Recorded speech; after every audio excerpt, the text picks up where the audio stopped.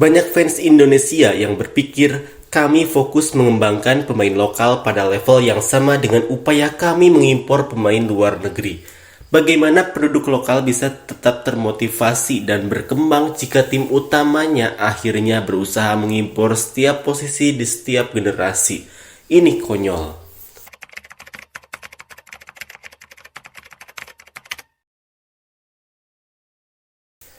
Timnas Indonesia U17 harus menelan kekalahan pada pertandingan kedua saat kembali melakoni uji coba melawan India U17, di mana pada laga kedua ini sangat terasa banyak perbedaan dilakukan dalam skuad asuhan Nova Arianto itu.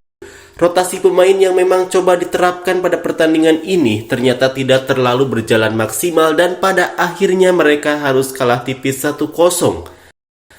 Atas kekalahan dari India U17 ini, membuat orang-orang Thailand, Vietnam, Malaysia, dan India juga turut memberikan komentarnya. Seperti inilah komentar orang Vietnam, Thailand, Malaysia, dan India.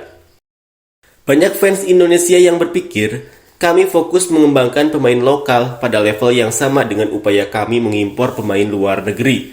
Bagaimana penduduk lokal bisa tetap termotivasi dan berkembang jika tim utama akhirnya berusaha mengimpor setiap posisi di setiap generasi? Ini konyol. Indonesia perlu segera melakukan naturalisasi 22 pemain lainnya.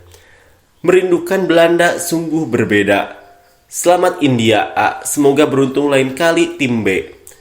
Tim muda Indonesia juga punya beberapa anak asing, saya rasa mereka tidak bisa bertahan tanpa orang asing.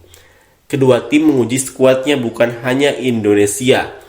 Apakah hanya itu yang dimiliki Indonesia? Indonesia seharusnya hanya bermain melawan Kamboja untuk belajar. Faktanya, semua negara di Asia Tenggara selalu menjadi wilayah dataran rendah. Dalam sepak bola dunia, kami akan selalu menjadi harta karun berupa poin. India hanya menggunakan tim Z. Semoga Indonesia menemukan beberapa pemain India yang bagus untuk dinaturalisasi. Selamat untuk India U17 dari Vietnam. Indonesia punya banyak pemain di Eropa Serie A tapi kalah dari India. Sulit dipercaya. India tidak pernah menggunakan pemain impor dalam olahraga apapun. Pemerintah tidak akan mengizinkan. Jika India mulai menggunakan pemain impor, maka bisa mengalahkan Jepang karena begitu banyak pemain asal India yang bisa kita dapatkan jika kita kesulitan. Hanya saja kita tidak memiliki investasi dalam olahraga ini karena lemahnya pendanaan dari pemerintah India. Meski tim India mengirimkan skuad sementara untuk uji coba, mereka tetap berhasil menampilkan performa terpuji melawan tim tuan rumah dan mengamankan kemenangan di kandang sendiri. Prestasi ini menimbulkan rasa bangga dan puas. Seandainya pertandingan ini dimainkan di India, skornya kemungkinan besar akan menjadi 4-0 untuk keunggulan India yang menunjukkan dominasi mereka. Terima kasih Indonesia, kami mencintaimu olahraga. Baik kami menang atau kami belajar dari pertandingan pertama. Perjuangkan terus Indonesia. Sejujurnya India, Thailand, Vietnam, Indonesia, dan Malaysia semuanya adalah tim dengan level yang sama. Semua orang bisa mengalahkan siapapun di harinya. Tapi orang Indonesia dan Malaysia mengira mereka punya keunggulan, tapi ternyata tidak.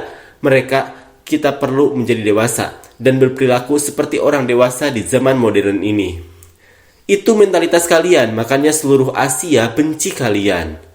Jauh, sementara Indonesia U17 bahkan tidak bisa lolos Piala AFC U17 lalu. Ini hanyalah sebuah permainan, kemenangan dan kekalahan tidak bisa dihindari. Kalaupun Indonesia mengalahkan India, kecil kemungkinannya bisa lolos ke Piala Dunia. Daripada berdalih atas kekalahan atau berbangga atas kemenangan, penting bagi kita untuk menerima hasilnya dengan lapang dada.